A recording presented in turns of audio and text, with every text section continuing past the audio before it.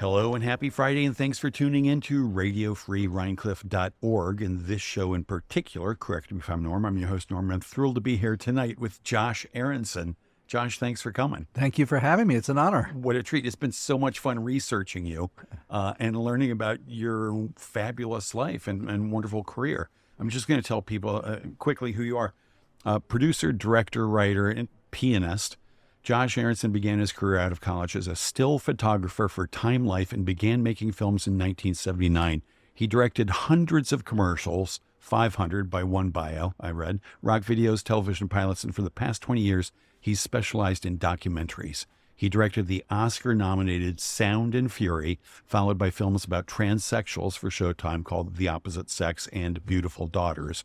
He explored the American rodeo culture in the feature documentary Bull Rider, and has made a number of music films for PBS, including Feelin' No Pain, about the world of doo-wop, which he kindly brought me a DVD of. Because you said you love doo-wop, so I brought you a DVD. I do. I love doo-wop. So tell me how, since we're here, tell me how this came to be, Feelin' No Pain. Well, as we were saying before we started, I had just finished Sound and Fury, which was my first documentary film. Uh-huh. I'd been making commercials and television stuff for 20 years before that, but it was my first actual feature-length documentary.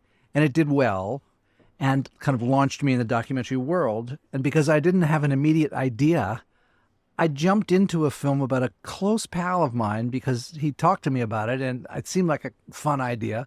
And I didn't want to be a one-shot wonder. Right. So I just jumped onto the film. And I ended up following them around, this doo-wop band, for about 5 years on and off.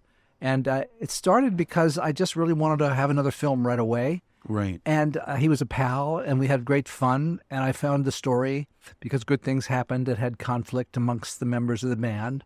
And there was a lot of interesting parts that emerged. He's a great character. So it became a movie. And who's he? What's the name of the band? He is Kenny Vance. Uh-huh. And Kenny Vance was the founder of a band called Jay and the Americans. Oh, yeah, I've heard of them. Yeah. Now, he was not Jay. In fact, Jay was a person that was a friend of his, but Kenny started it, and Jay was a singer, so they brought him in. And then he quit or retired, and they brought in another singer who they called Jay. But so it was a whole complicated story. I love But that. they had hits like This Magic Moment was Right. one of theirs. And they were a big band. They opened for the Beatles in 1968, 69 Oh, I love that. on the Ed Sullivan Show. And they Right. were a big deal. I love that. You know, and one of the things that we talked about this afternoon on the phone was, they opened for the Beatles. Sha Na Na was at Woodstock. Right. They're a doo-wop band. Yeah. And I've always been like, what? How did they fit in? But there was this time in history where they were sort of overlapping. Yeah, against. yeah. And as I told you, oddly enough, I went to college when Sha Na Na was at the same college. I love that. What college was that? Columbia College in New York. Uh-huh. And they were juniors or seniors when I was a freshman. So they were always playing on campus around New York, and they became this famous band. And a billion years later, I went to a high school reunion, and one of my high school friends had married one of the guys in Sha Na Na.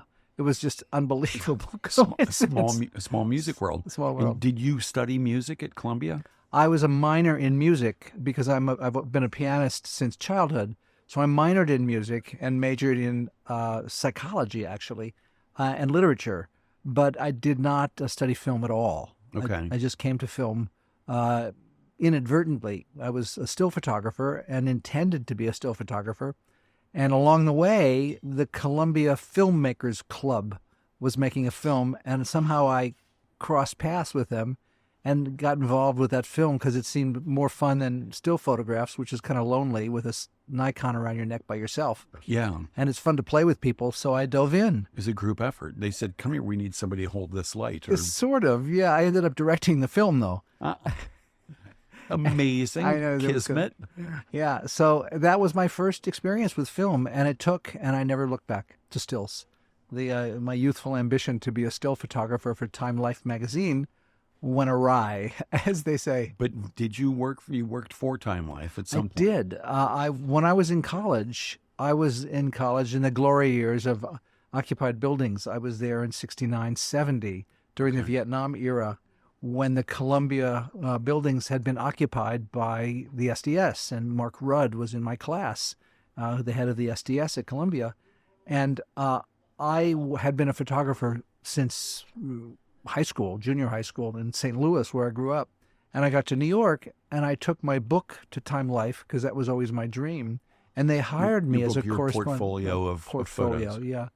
And they hired me as a correspondent, they called it. And they would call me occasionally and send me out to take a meaningless picture, picture of an economist at Citibank. Nothing big deal, right? A picture of a guy in a suit thinking. I know, but it was great. They'd call and I'd go and I'd shoot the pictures and they'd put them in Time magazine. It was pretty exciting for a kid. Yeah, heck yeah. And then when the buildings were occupied, I had a press pass that Mark Rudd honored. He wouldn't let any of the professional press in to any of the occupied buildings on purpose. Right. But he was no dummy. He knew he wanted and needed press.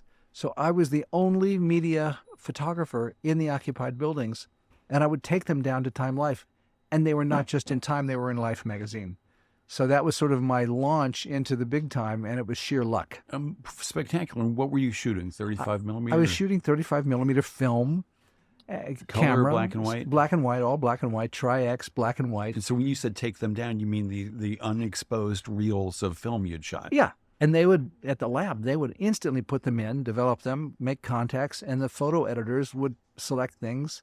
And because it was ongoing news, I had stuff in Time Life, and then they put them on the wire worldwide. You still have copies of some of those magazines? I have some of the pictures on my wall. Oh, I want to see those. Yeah, that sounds like such an amazing thing to be granted that access and get those shots. And your folks must have been super proud of you. Maybe. I don't remember. They would have preferred I spent my time in class studying, I think. Right. Huh. And when did you said you grew up in St. Louis? Yeah. Was one of your parents a musician? No, neither of my parents were musicians. That's not quite true. My mother tinkered on the piano. And so you had a piano in your house? We had an upright piano in our house. Okay. And apparently I used to sit on the floor when she would practice. She was never very good, but I loved it. And they gave me piano lessons in the first grade, because her teacher suggested that you shouldn't start piano until a child could read. And they teach you to read in first grade in suburban St. Louis. Right. So I started lessons and I never looked back. I love that. Do you remember any of the songs your mom played? No. Like Fur-Elise or? Probably not even that level. Yeah. Okay. And so you started tinkering in third grade when you were learning to read. And do you remember some of the songs you played as a youthful pianist? Well, I remember things like popular songs that, gosh, this is one my parents used to ask me to play. They had company, and they'd ask me to play for the company after dinner. Josh, play something for us. And so I'd, get up and I'd dutifully go up and play the piano. But they would immediately start talking at the table.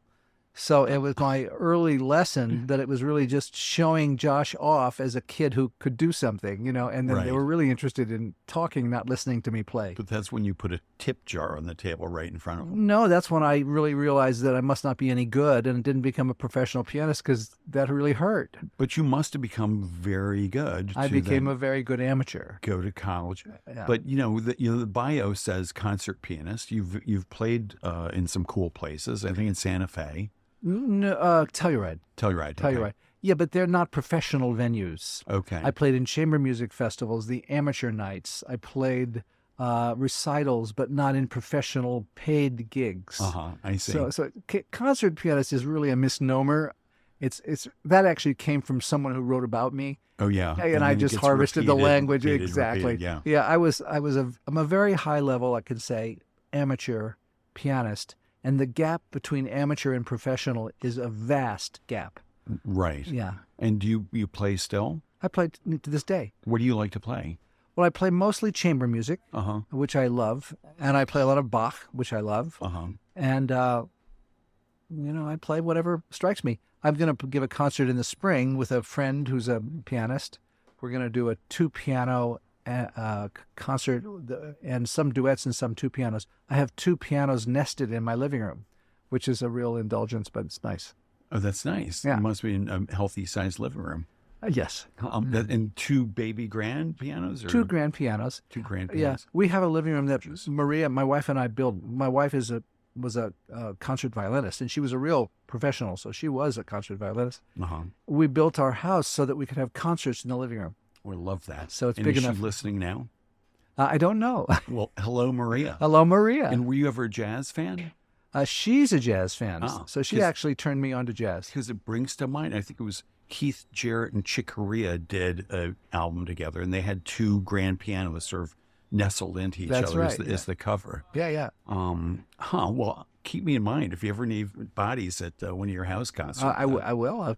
You got it. I'd love to come. So you went to Columbia. What did you think you might do? Photography, or you said you didn't dream of being a musician at that point? Well, no, I knew by the time I was 13, 14 that future big time musicians were playing a different game than I was. Right. I could tell because I went to music camp in the summer, and there were some superb musicians who became famous musicians years later, my peers. Right. And they're known names, that I went to school with. Even at 13, you could tell the difference. Right. So, I got you. yeah. So I had been a photographer, and that was I felt if I was prodigious at anything, it was still photography. And I always intended to go after that and be a photojournalist, not an advertising guy, not a fashion. And you had a great start in that direction. Yeah, exactly. But then some film students got in your way. Exactly. And so after you graduated, you continued in the film business? After I graduated, I never left the film business. I started. I had made a film for Columbia. The film I got involved in was a sort of a PR film about Columbia University, aimed at seniors in high school. Right. Great place to take over the administration building. Right. Exactly right. That's what they didn't like about the film. It was a little too rough for them. They wanted more, Ivy League polish. But I was a rough kid, so I'm not sure they ever used the film. But it was a nice film. But I decided to either go to film school or get a job. And if I didn't get a job by the time I graduated, I would go to film school.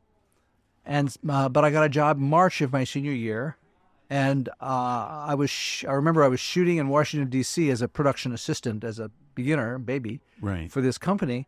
We were doing car crash tests for the IIHS, which was the International something about highway safety. And this industrial company did those kinds of things.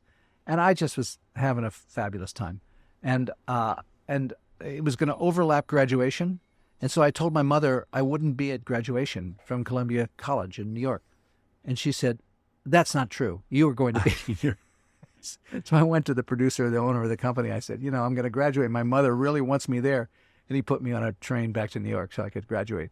That's so sweet. Yeah. And then I went right back to the set after that. And so where did it go from there? Well, from there, I was, I was at that company for 2 years, and they had an interim period with no work. So they laid off the easily lay-offable staff, including the PA.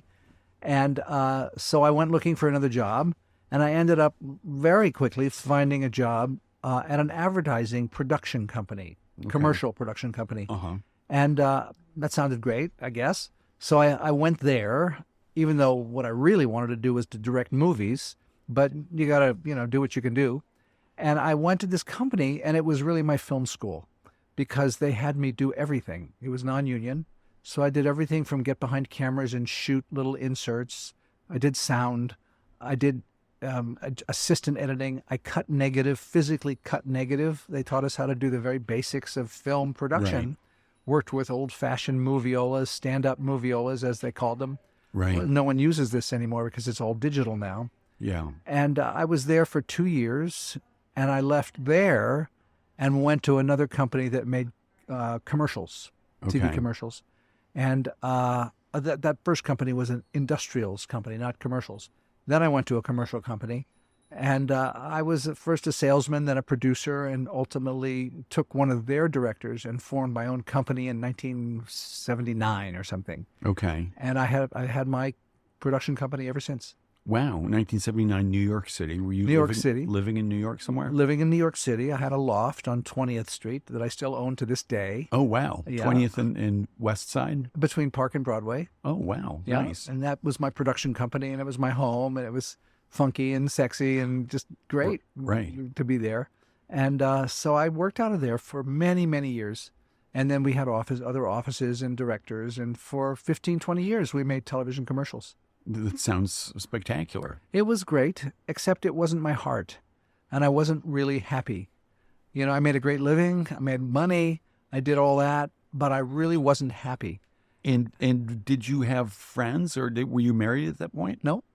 Do you have friends like say, well, this is not your heart, you should follow your dreams? No. Or I didn't have people like that in my life. So how did you come to drop that and choose a different path? But along the way, I think my body sort of told me that I wasn't happy in one way or the other. I just felt I didn't feel fulfilled. I just had the sense that there was more. And I started doing all kinds of things. I started meditating. I went to Crown Heights, Brooklyn, and started going to classes with the scribe to the Rebbe of the Hasidic Jewish community. Reb Schneerson was his name. I met him. I went to Hasidic weddings. My father was scared to death that I was going to become a Hasidic Jew, that I would be born again. Were you raised Jewish, but not Hasid? Yeah, I was raised Reformed Jewish in St. Louis, but Right. Hasidic was a whole different thing. Oh, yeah. You know, so, but I had no call or pull whatsoever to do that. But I was looking for some spiritual meaning. You know, it was a place where secular Jews would go and just get some spiritual content to what life was about.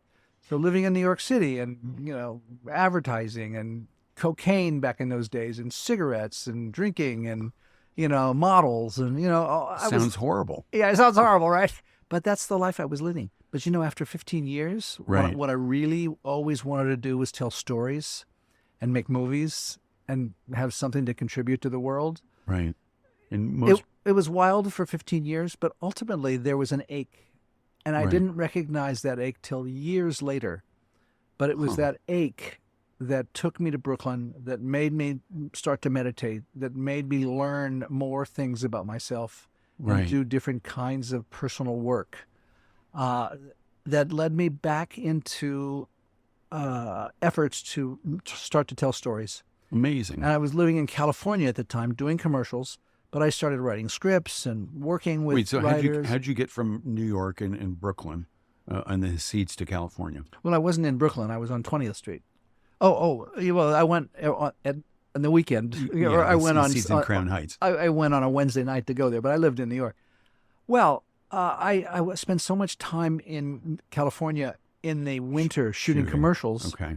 And back in those days, which must have been 79, I guess, New York got kind of mean. And so it was 79 or 89. I went twice, 10 years apart. I just moved to California. And I was there twice, once for a year and a half and once for 3 years, making commercials. Nice. And both times I hated California. It was a wonderful place to shoot film because it's got so much depth into the film community. And I met a lot of interesting people and a lot of less interesting people in the industry, but it didn't grab me. Where did you live there? I lived in West Hollywood. Okay. It just didn't grab me. And I really felt out of place. And so when I finally moved back I'd gone through a couple of scripts, I'd gone through a couple of dreams that were dashed, continued making commercials.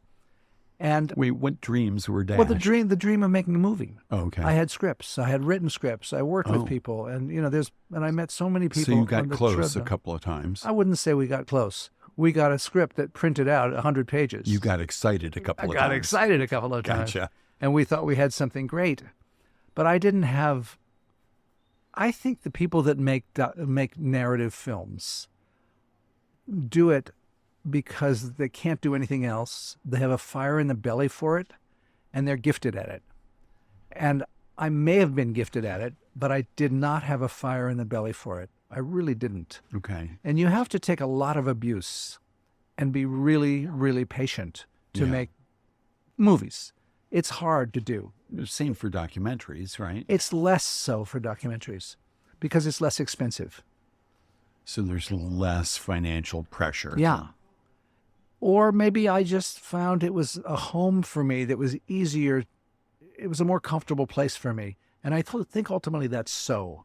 The end of my commercial career, which is to say the last 5 years, I had gravitated to do real people commercials. Okay. And I competed with the directors known for real people commercials. Right. Albert and David Maisels, for instance, who made many documentary films, but they also made commercials. Right. And they were all real people. Errol Morris. Errol Morris, but that was years later. Oh, okay. Errol hadn't made his documentaries yet. This is Gotcha.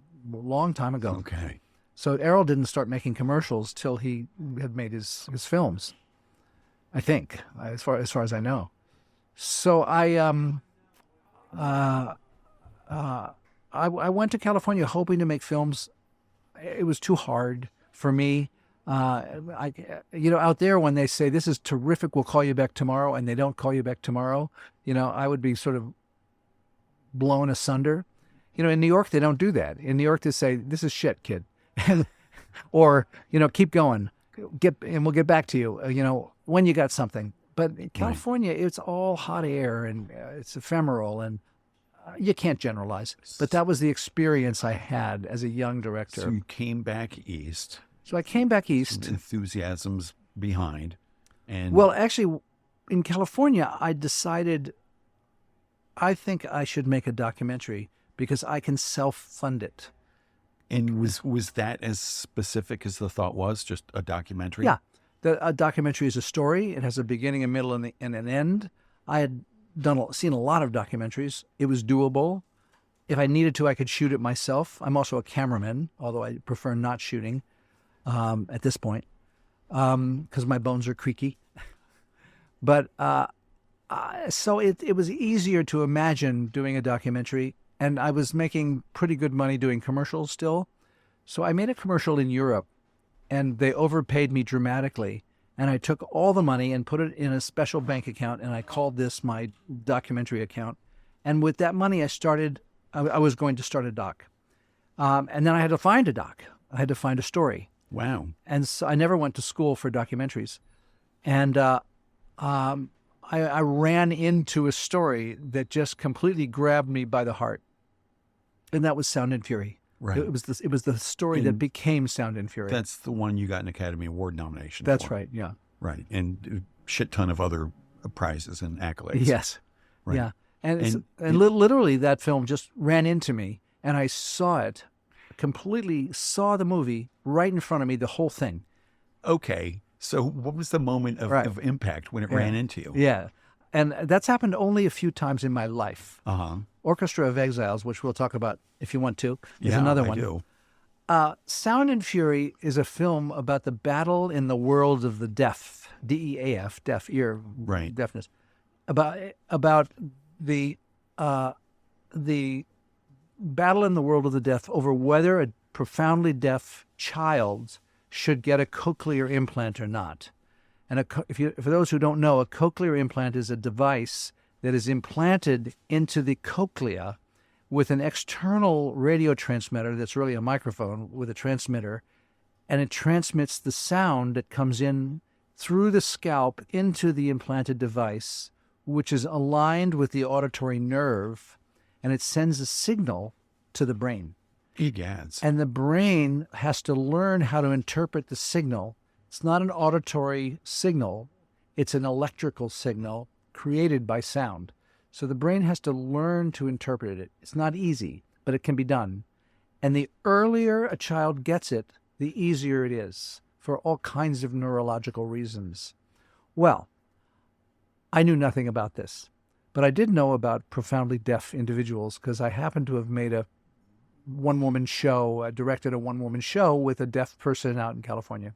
And so I learned about it, but nothing about the cochlear implant. Okay, what was that show real fast? I don't even remember. Right. A friend of mine asked me if I would come and operate a camera Right. for this show. Okay. Her name was Terry Ann something, I've forgotten. She's in the film, actually. Okay. Actually, she's Sound not. and Fury. She's not in the film. She was photographed. She was interviewed for the film, but didn't make the cut. Okay. So I was on the street on Montana Avenue in Santa Monica with a friend of mine who had raised money for one of the cochlear implant companies. And he was telling me about the cochlear implant, about how you put a cochlear implant into a profoundly deaf child, and within 2 years and the right training, that profoundly deaf child can learn to hear and speak with little deaf accent in the best cases. So that's a miracle, right? Yeah. That's a miracle. So we were walking down the street as he was telling me this, and a woman passed us and whirled around, pulled her hair back, revealing her cochlear implant because it shows on the head. Women can hide it under their hair. Getting goosebumps. And she says, I have a cochlear implant. Did you say cochlear implant? No, I'm mimicking a deaf accent, not to belittle deaf people, but that's the deaf accent that I'm so familiar with from 5 years in the deaf world. That's what she said. Obviously a deaf person who could speak very clearly, right? Right. And we said, yes, we said cochlear implant. And we had a conversation, and she said the cochlear implant had changed her life, that she could now function, she could talk on the telephone, and she was telling us with excitement how it had changed her life. Now you have to understand, at that time, which was about 1997, 6, 5, somewhere in there were 10,000 people in America that had a cochlear implant. Imagine the coincidence, right? Right. I'm looking for a story, and she walks past. And she says, did you say cochlear implant? And she's wearing a cochlear implant. Okay, so far, no film. I said, well, that's wonderful. That's great. We're talking with her. She said, yeah, there's only one problem. I said, what's the problem?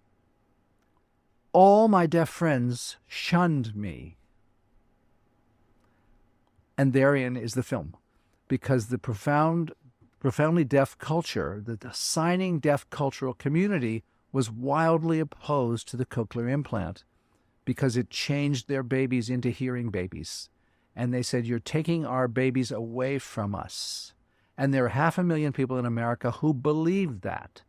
And they say, as someone in the film does, if they could take a pill and no longer be deaf, they would spit it out.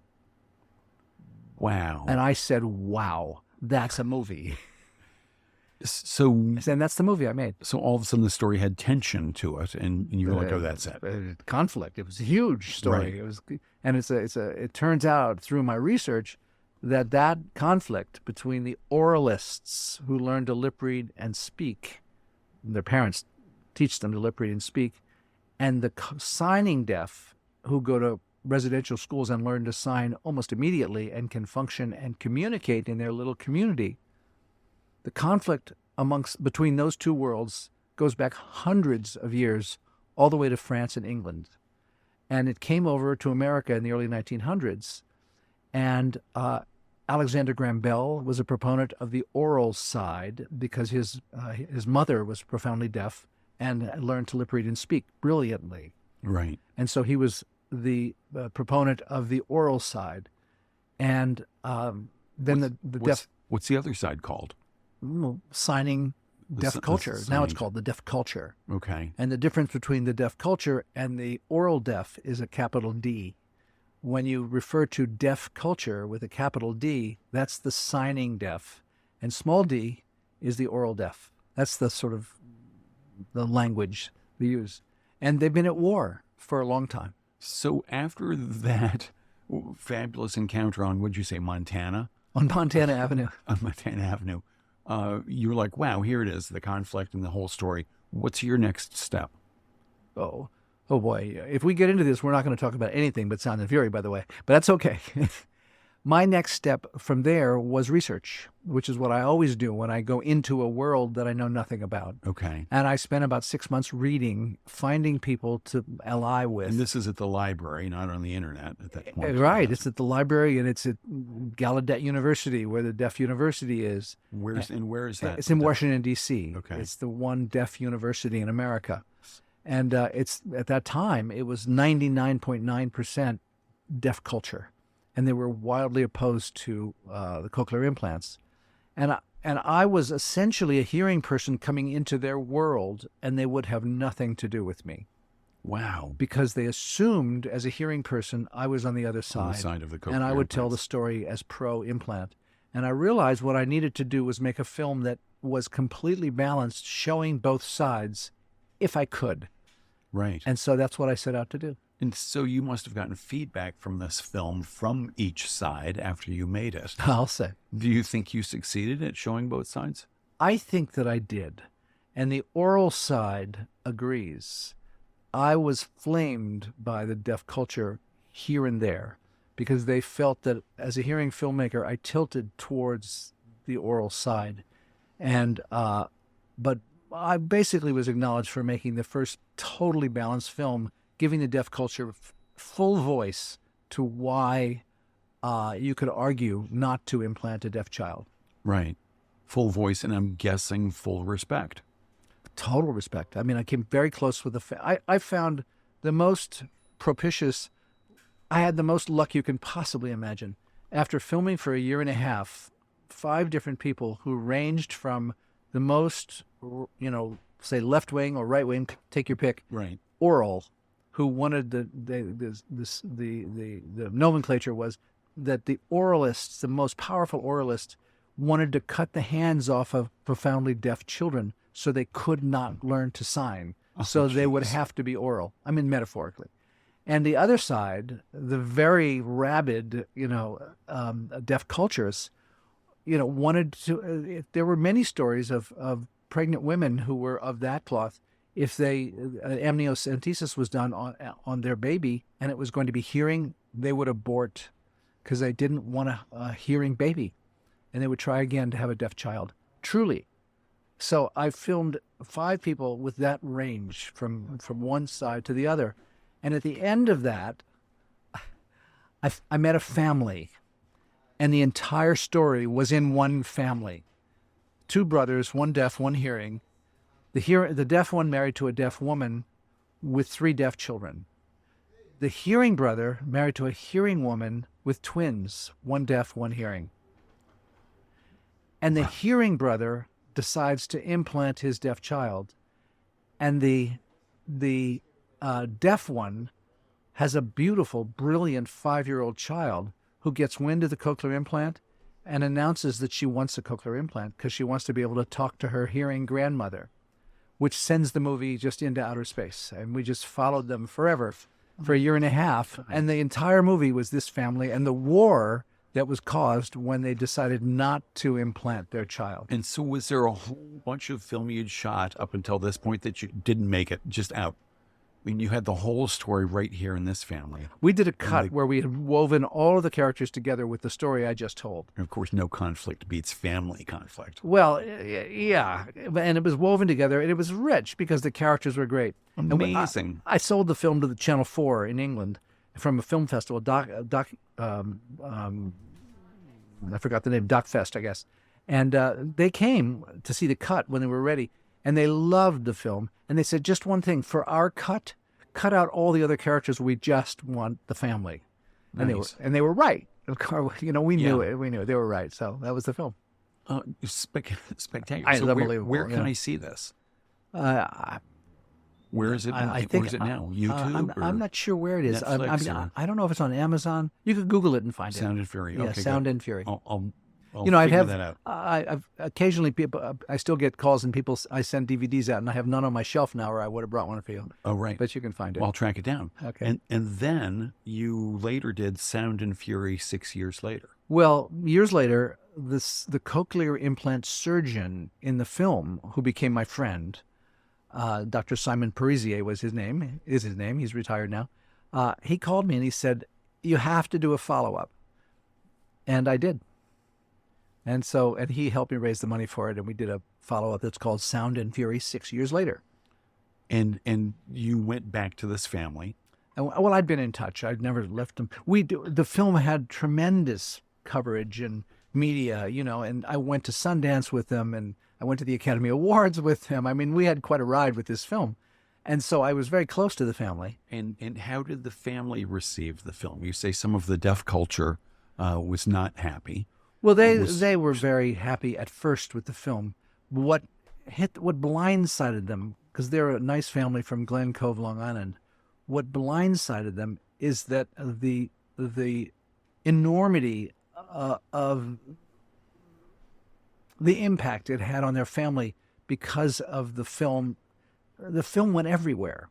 The entire deaf world, all over the world, saw this film, and it hit them hard, and he was criticized. The deaf father was criticized for not being more vocal about the deaf culture. The oral side was criticized because of some things, and so they got a lot of flack from different vendors. And they had children, and they just didn't want the pressure, so they kind of shut down. And they didn't. One side wouldn't be in the remake, the Sound and Fury 6 years later, because they he just didn't want more, press, more people, more pressure from the deaf culture. Right. So he's there. That side of the family's not in the update. Amazing. And you said that Sound of Fear went all over the world. Yeah. And I'm guessing this seems sort of ironic. Maybe I'm wrong. There were subtitles. If it went to like France, where people didn't speak English or even speak American Sign Language, there'd be subtitles. There were subtitles. Everybody, whether they were Right. deaf culture or oralists, Yeah. would have to read it. That's right. In English and in many other countries, it was looped, which means voiceover. And because and we had to do it because PBS wouldn't show the film with subtitles. American PBS won't show a subtitled film on mainstream national PBS. Oh. So we had to loop it. And so I had to cast all the characters and go into a studio and had all of them do it. And then when the hearing people were talking, they would talk, and when they were talking with a signer, we would loop the signing side against it. So there was no place in the movie where we had to use subtitles at all. Okay. Huh. But in Europe and in other places, I don't know, I can't remember where, in Israel and other places, it was subtitled in different languages. Right. Very interesting. And then you also made Your Life in Stereo. I did.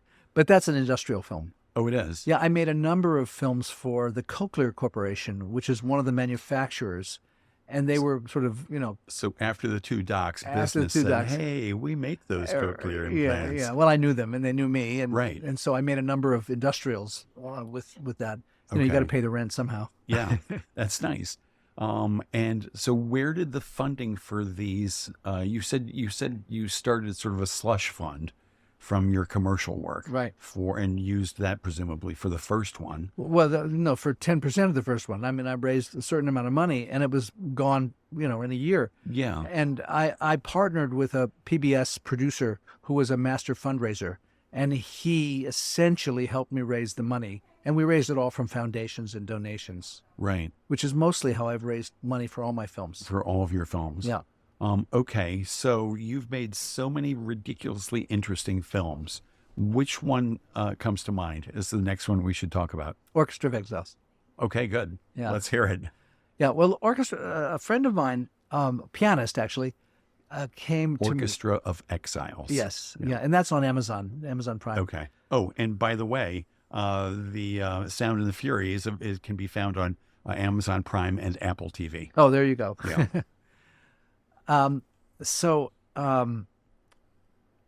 A woman, I'd made several other films. I was in the middle of a film, actually, and then the financial meltdown hit, and all the money for that film fell out, as happened with a lot of things. I ultimately finished that film some years later, and after Orchestra of Exiles. But when the money for that film fell out, this woman happened to come to me, and we share a piano teacher. So she's a friend. And she said, I've got a film for you. Now, when you're a documentary filmmaker of some reputation, everyone you know comes to you with a film. Yeah, I'm going to talk to you afterwards. What? I'm kidding. Yeah, I need to talk to you after. Right. So a film about this, a film about that, about my mother, about, my father died of ALS, and you got to follow him for, this, everything you can imagine. And so this woman said, you've got to make a film. This wonderful idea. You love music. My father was saved in 1936 from the Holocaust by his violin teacher, Branislav Uberman. She said a name that I didn't know, and taken to Palestine, and he became the principal violinist, concertmaster of the Israel Philharmonic. And then I was born, I grew up in Israel, and you must make a film about my father. Right. And I whatever. And I was whatever. Right? I was polite, She's a very bright woman. Then the next time I saw her, same thing, which was actually at the Fisher Center here at a concert. Okay. Same thing. She's hitting me more information. And I keep hearing this name, Branislav Huberman, my father's teacher, took him to Palestine, and Leonard Bernstein loved my father, and just all this stuff. Being Israeli, now I've said this sentence all over the world at screenings of the movie. I said, because people will always ask how the film came about, and I tell this story. Being Israeli, she was relentless. It's a guaranteed laugh. That's a great first line of a book. Right. So finally I went home and I began researching her father. And her father led me to that unpronounceable name that she kept saying. And the name was Branislav Huberman. Right. Now, Branislav Huberman, it turns out, was one of the most famous violinists of the 20th century. He was a prodigy. And by the time he was 12, he was already playing publicly in Vienna. And his father took him out of class and forced him to go out and play, and made lots of money with a child prodigy. And he ultimately saw what was happening in 1933 when Hitler fired all the best musicians in Germany from the orchestras, and that spread around Europe. And he convinced a lot of the best musicians of Europe, the Jewish ones, to move to Palestine to start an orchestra that became the Israel Philharmonic. Okay. So this was the Palestine Symphony. It was the Palestine Symphony in 1936. But I always say it that way because people get confused, thinking it's a contemporary Palestine Symphony. They're confused. Palestine before 1948 was just Palestine. Right. And it's not the same Palestine we know today, although it's the same place. It was the Palestine Symphony. And Ben-Gurion in 1948 changed the name to the Israel Philharmonic. But in one fell swoop, this one man, who was one of the greatest violinists of the century, started the culture of Israel, saved 1,000 Jews from the Holocaust, and he was completely forgotten.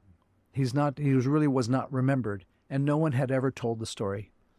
So I said, that's the story. And along the way, her father, the woman who told me the story, her father was his student and, yes, was saved, and that story is in it out of courtesy, and it's a good story.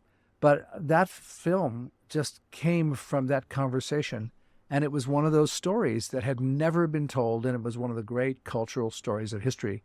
And when you find a Jew who saved 1,000 Jews, those stories aren't told. So Right. I thought that this guy should not be forgotten. Right. And so I made the film.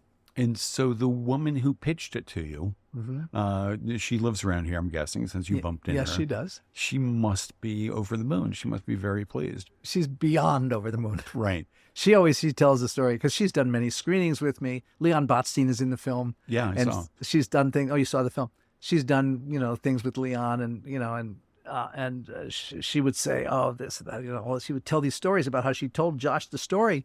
And I had no idea what he was going to do with my little story. And he turned it into this thing. And that film went around the world. It went to Jewish venues around the world. It was just a remarkable, thing because it's sort of a DNA story of the culture of Israel. Right. And it was the DNA story of the Israel Philharmonic that had never been told before. So the Israel Philharmonic embraced the film, and all the friends of the Israel Philharmonic worldwide used the film in the book. I wrote a book based on it with another writer. And it was, it had its own journey like Sound and Fury. It was another 3-year expedition into that world. What a beautiful thing to have created something like that. Yeah. That tells an important but forgotten story. Yeah. And to have it really succeed and get out there. And then have a book come out about it. Do you know that's why I love documentaries? Because those movies never disappear. Right. When you're telling a story about a world, about a universe that really changed the world. In one case, deaf children are born every year. Every parent who has a deaf child has to make a decision whether to implant them or not. Right. And my film is a go-to place to get part of the education is seeing my film, and that's true everywhere. And the Orchestra of Exiles is about the seminal story of the Israel Philharmonic, and so that story is forever. So that's what's great about docs. I love that. And what are you working on now? Well, or what's the most recent documentary? Well, the most recent documentary, I made a full tilt documentary, was called To Be of Service. Right. And it was on Netflix during COVID, and it's going to American Public Television in November. And it's about veterans with PTSD who get a service dog as a modality of healing.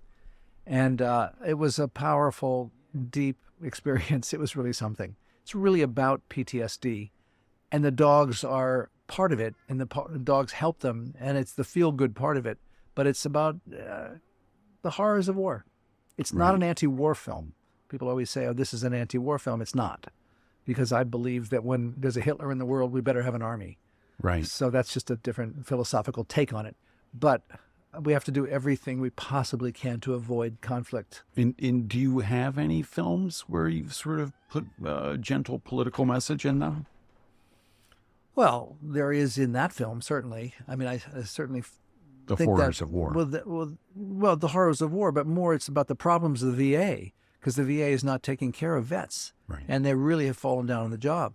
And one of the great things that film did is Nancy Pelosi screened it for us for Congress and helped us get past a bill called the Pause Act, or we helped them get past the Pause Act, which mandates that the VA pay for dogs for vets with invisible injuries.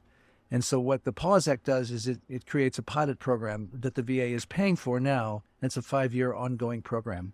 I love that. And that's going on right now. Also, I never heard that phrase, invisible injuries. Well, invisible injuries are PTSD, moral injury. Moral injury is Right. that could be my next film if I wanted to go back into that universe. Moral injuries are really horrific and little known. And we could get into that. It's a whole sidebar. Well, let's just give us a little bit. What is a moral injury? Give me an example. There's a guy in the film who explains it. I asked him that question because I knew he knew the answer. He was a Vietnam-era guy. And what a moral injury is when a soldier is asked to do something that's in conflict Right. with his background, his education, his morality, his ethics.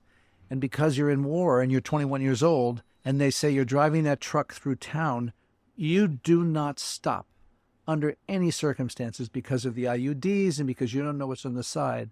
So there's so many stories of children in the middle of the road and the commander in the back of the truck or side of is screaming, "Don't stop." And they go right through and they kill that child.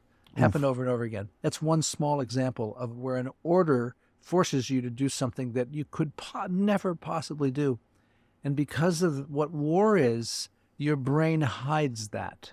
It makes me uncomfortable just considering that. Until you get home and you remember, and it destroys you. That's moral injury. Right. And then you can take it from there with all the things that people are commanded to do. And the moral injury is as bad as any other because it's debilitating. And Right. So I can see how that might be in your head as a potential next doc. I'm not going to do that. You said, you could, but now you say you're not because it's too, It's just troubling. I don't want to go back into that world. Right. It's years to do these films. Yeah. I don't want to live there. Right. I don't want to live there. You've lived in these places. I was there for 3 years, living Right. in a world of trauma, Right. and I brought it home. In that it was secondary PTSD. And then I was in the editing room with those interviews for a year. Right. I had to send my editor to therapy because of those interviews. Oh. You can't even imagine what I was told. Egads. And so I'm guessing from the dates that you were at Columbia that you're like early 70s. Yeah. And that's a time when people start to think about retiring. Do you think about that at all? Well, no. Yeah. I was at my doctor's office the other day for my 70-year-old maladies, little thing, whatever. Yeah. Yeah. And my doctor's 86. And I said, Herschel, his name is Herschel. I said, do you consider retirement? And he said, no. He says, I'll keep working as long as I can think. And then I asked him what his secret was to keep going. And he said, good genes, luck, and work. Right. And I believe that's so. Uh-huh. And you've got good genes, I'm guessing. I hope. Uh-huh. And you certainly have some good luck. I've had some good luck. That on Montana Avenue. Yeah. I've had a lot of good luck. And you're still working. Recently, you made a documentary called Sculpture from the Heart. Right. Eris Demetrios. Right. How did that come into your life? Oh, I was a hired gun for that. Oh, you were? I was, yeah. Did the family? Yeah. The widow of Aris Demetrius called me up one day to say a mutual friend had suggested that she get in touch with me, and she was looking for someone to make a film about her husband who had died a year before, who was a very well-known West Coast sculptor. Yeah. And I was a little trepidatious. I didn't see it. I make feature docs. I don't make shorts. She wanted a 15-minute, 10-minute film. And but I hadn't made a film, and it's, I do industrials to make, some money. But that wasn't the issue. I was involved in other things, and she kept on. And we started talking about it. We became friends. And I said, look, I've looked at a bunch of films you've showed me about your husband's work. He's terrific. He's charming. He's handsome. He's great. The work's great. But there have been so many films made about him. What do you want a new film to be about? And she said, I want it to be about process and about his process for work, which was very unusual. And that struck a bell for me because during COVID, took on a new thing. I've become a potter. Oh, wow. And I have a ceramic studio at my house and a wheel and a kiln and a whole thing. And I love it. And which is going to lead to our next story, if we have time, because I think my next film is going to be about ceramics and about ceramic masters and where it comes from. Wow. But I am very involved with the process of making work with my hands, which I've never done before, and finding deeply where the roots of ceramic design come from. It comes 15,000 years ago. We've all been making pots and everything since then. Yeah. So it struck a bell, and I thought I could make a film about myself and my own process as I was making a film about Eris. And that's kind of what I did. Yeah. And I did this film. It became 15 minutes, and it's going to festivals all over the world. I can't believe a little 15-minute film could have legs like this. And I saw the film, and it's lovely and nice, and his work is wonderful, and there's lots of good footage of him speaking and stuff. But it's not like an earth-shattering film. What do you attribute its success to? I have no idea. I cannot say. First of all, it's a short, and it's in shorts film festivals in the short, segment of larger film festivals, so it fits in. It's looks good. It's about a lovely guy. It's a feel-good film. It's inspiring. Right. I don't know, but we've gotten into 20 film festivals. That's great. It's going to be in L.A. in October. I'm going out for the premiere in L.A., Oregon. I've won Best Director of a short at the Santa Fe Film Festival, the Albuquerque Film Festival. It's going to Big Sur, Naples, Italy, Kenya Film Festival. Who knew, right? And so, it doesn't get in by mistake or by nomination. You apply to these film festivals. I didn't. I said to the producer, she asked me about festivals, and I said, look, that's a real job. We need to get someone to do that. So she was very gung-ho, and she hired someone to do all the applications and fielded, and they applied to many, many film festivals. And it's taking off. It's taken off. Huh. And so will that, when it's done with the film festival circuit, it'll broadcast somewhere, stream? I doubt it. 15 minutes is an odd length. Right. So I don't know. Right. I'd be surprised. And so for sure, it sounds like you said for sure your next documentary is going to be on ceramicists. Well, nothing's potters. For sure, but I decided that, getting back to the idea of making a film about moral injury, that I just don't want to go into that world. Right. At this point, I want to live in a world where I'm passionate. I only make movies about something I'm passionate about. It's too hard to be on a project that you don't want to be working on, because then you're just waiting to get off the job. Right. So I'll only do films that really grab me and continue to vibrate. Right. And I'm loving making ceramic pottery. I love that. And so I'm going to find out. I really want to come by your house. Okay, I'd like to see anytime. what you're making. I want to find out what it is that makes me want to make things with my hands. Right. I'm not alone in this. No. What it is that is so beguiling about having your hands in the earth and then forming it into something and then putting it in an oven to 2,000 degrees and, and it turns into ceramic. This is one of my personal long-term goals, to throw a pot. Right. We come up. I'll teach you how. All right. You got it. I love that. But the research for this is gonna help me as a potter. So even if I don't find a movie, because can't Right. tell you what it's about, It's the research is gonna make me a better potter. So Right. that's a win-win. what a fabulous life. And so, who are some of the potters out there who you just revere? Well, it's a good question, and I could tell you there's a Japanese potter who's my favorite. Hamada is his name, and his son, because Hamada is dead, but his sons, I think, has continued the tradition. Edward Leach is an English potter, and he partnered with Hamada. They were pals. These are older. And what names. is it about their work that There's a touches you? purity to the form. There's nothing fancy about it. There's just a organic purity to the shapes that it's just, you look at it and you just go, yeah. And it's just a vessel, but it's a vessel like not like my vessels. There's just something to it that just grabs you and holds you. Right. And then the surface of it, the way it's glazed, is earthenware and beautiful, and it just pulls you in. It's a piece of art. Right. And that's what just- kind of clay do you usually use for that? I use stoneware, it's called, and I Okay. use either white clay or black clay or red clay, 3 Mm-hmm. clays that I've focused on. And I buy them. I'm lucky because in Kingston is the biggest ceramics supply store in the Hudson Valley.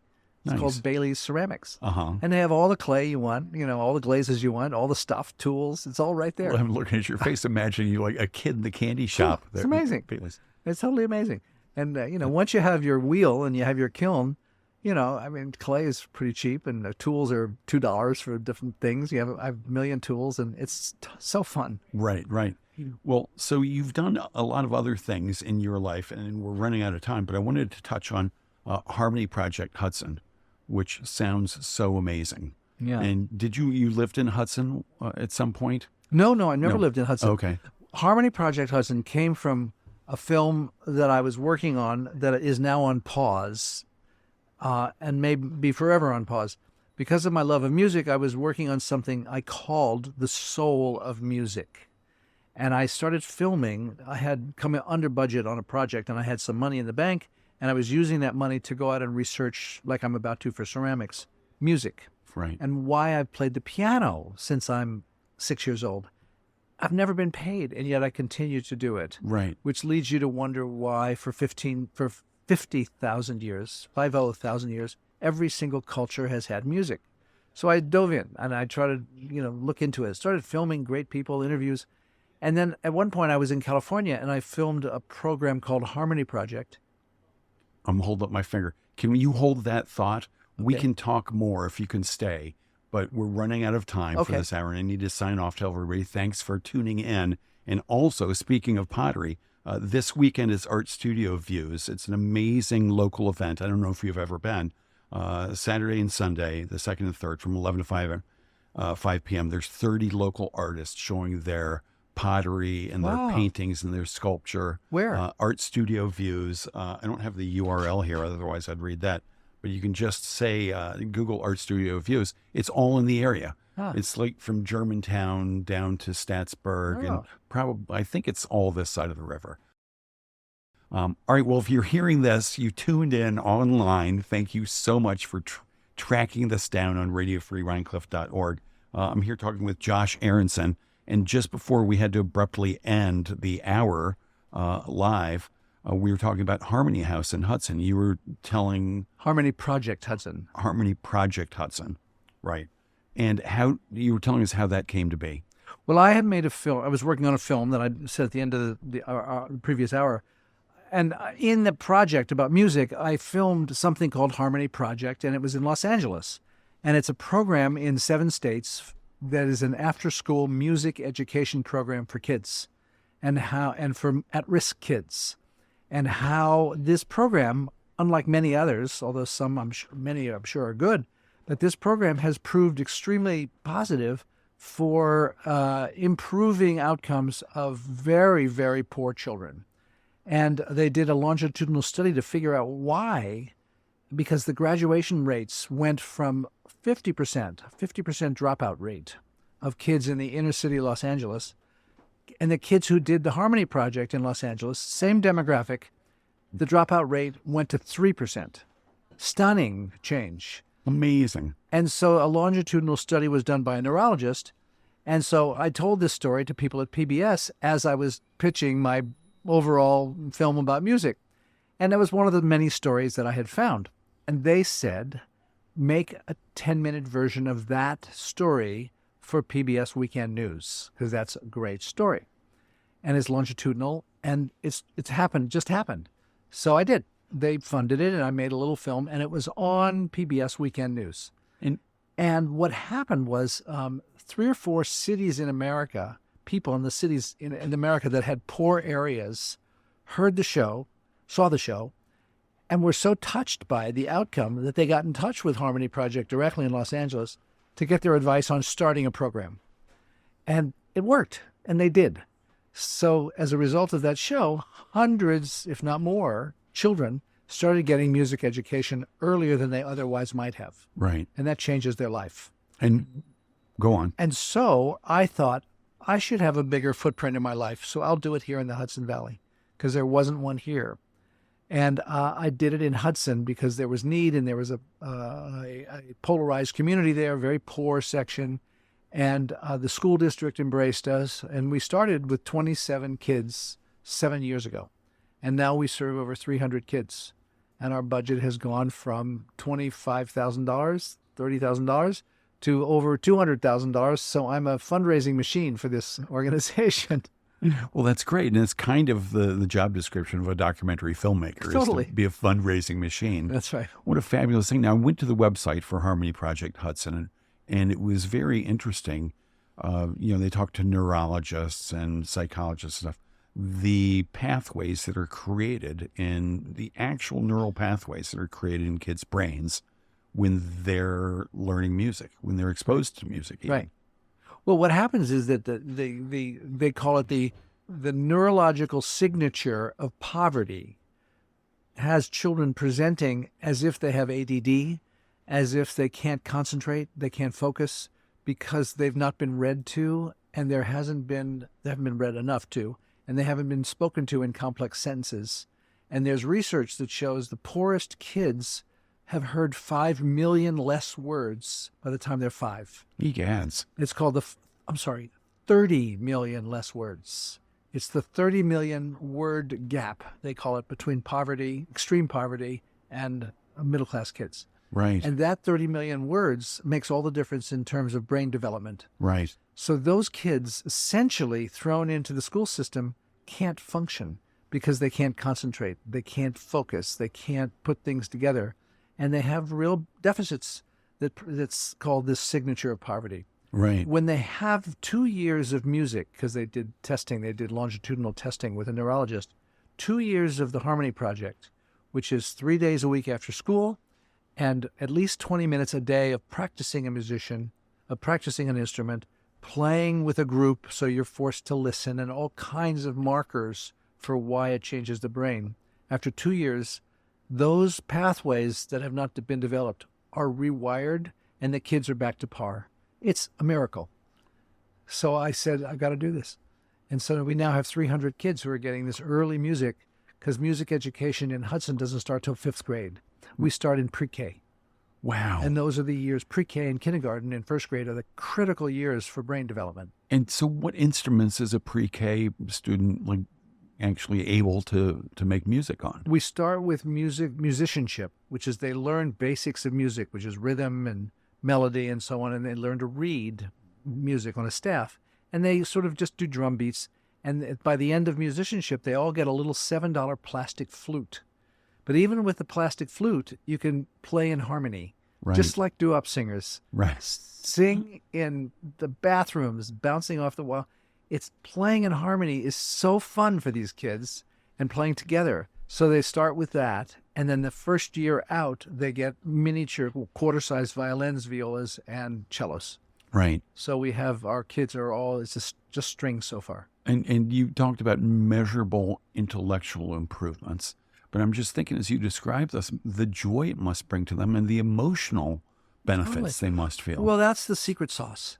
We're not really trying to build great musicians. We're trying to build kids with more self-esteem who become good citizens.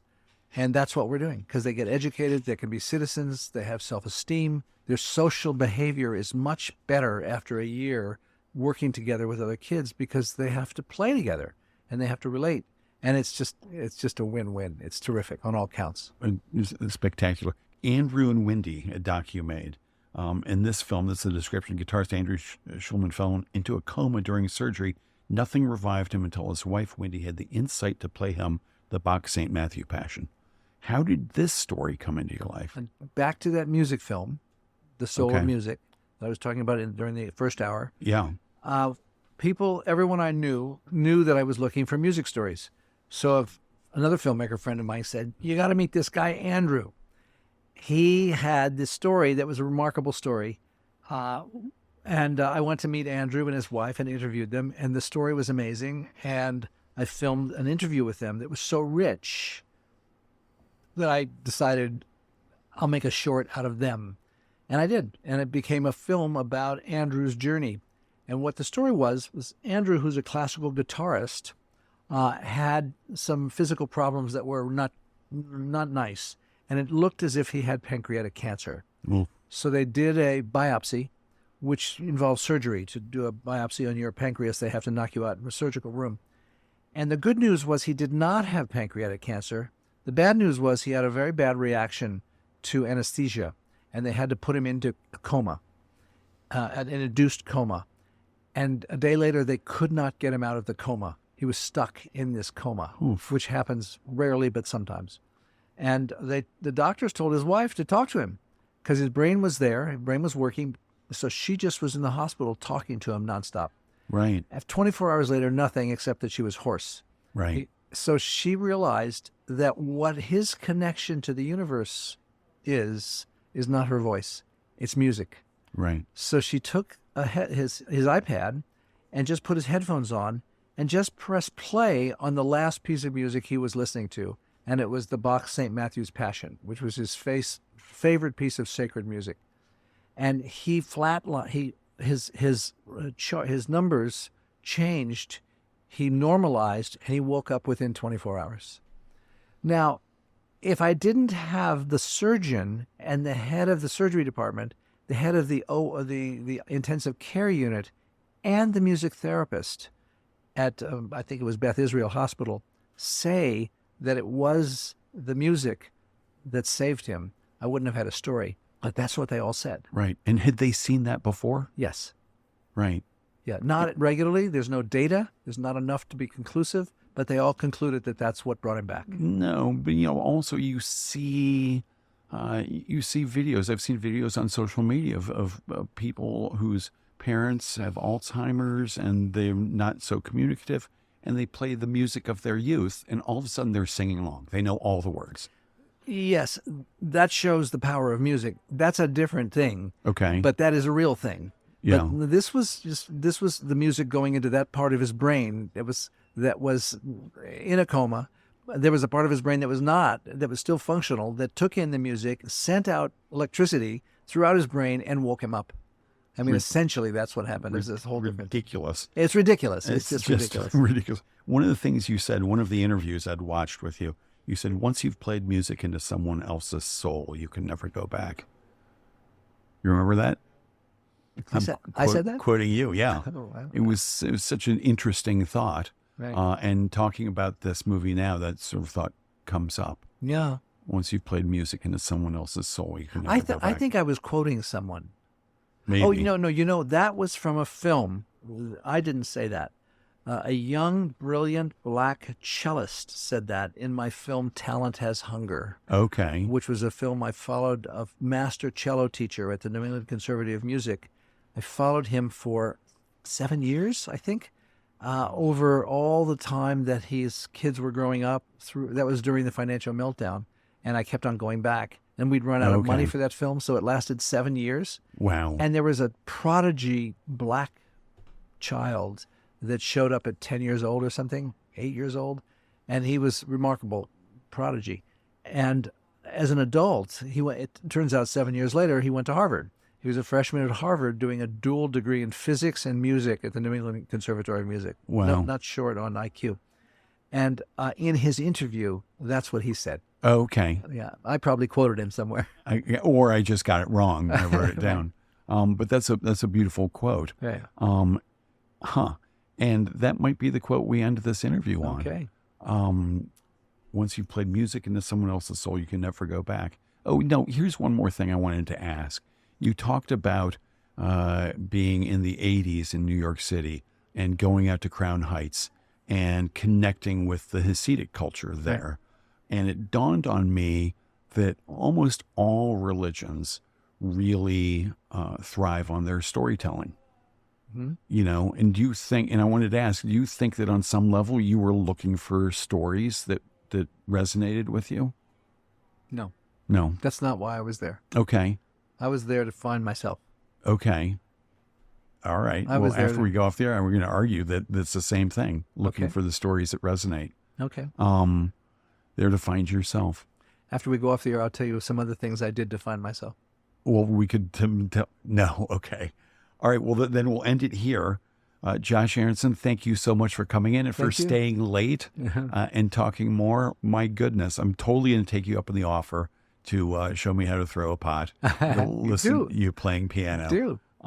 And thanks for coming, everybody. Thanks for tuning in online to this show on Radio Free, Rhinecliff.org, and have a great day, whatever day it is. Thank you very much. Pleasure to meet you and pleasure to be here. Likewise. Bye.